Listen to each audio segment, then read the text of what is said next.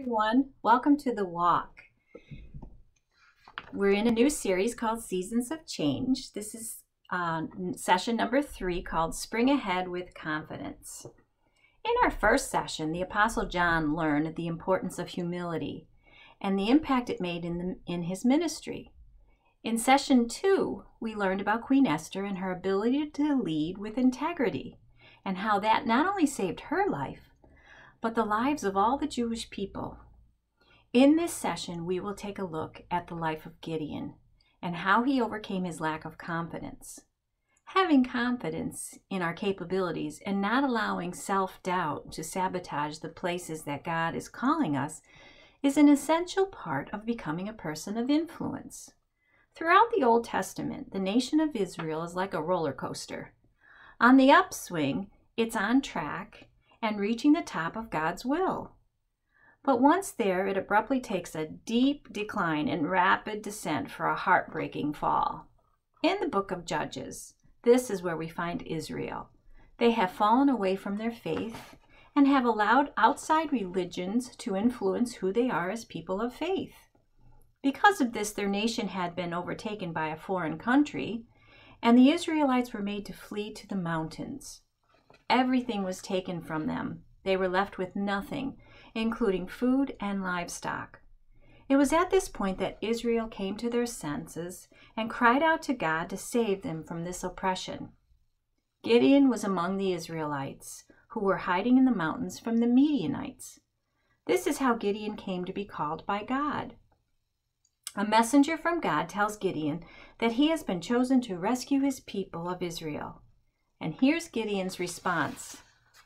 "But Lord, how can I rescue Israel? My clan is the weakest in the whole tribe, and I am the least in my entire family."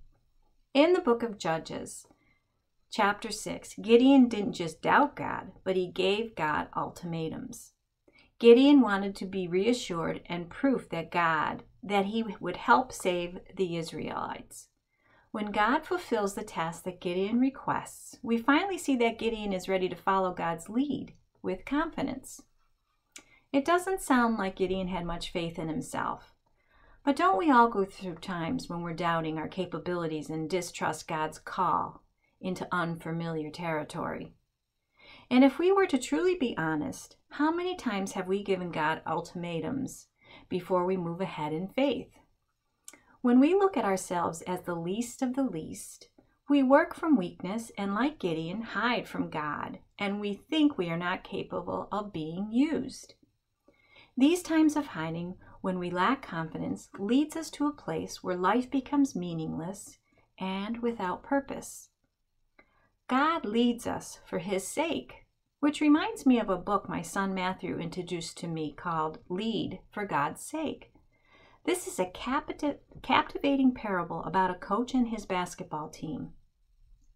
This story goes straight to the essence of being a person of influence and having confidence and the reassurance that we are capable right where we are to lead and to do amazing things if we put our confidence in God. I highly recommend this book. Walking in the footsteps of Jesus means we not only have to be open to where God is leading us, but have confidence that He will provide what we need. God is speaking to us all the time, and you will identify these moments when your internal pull collides with your external apprehension and fears. God knows what He's doing. He has called you for a purpose, and He wants you to do great work.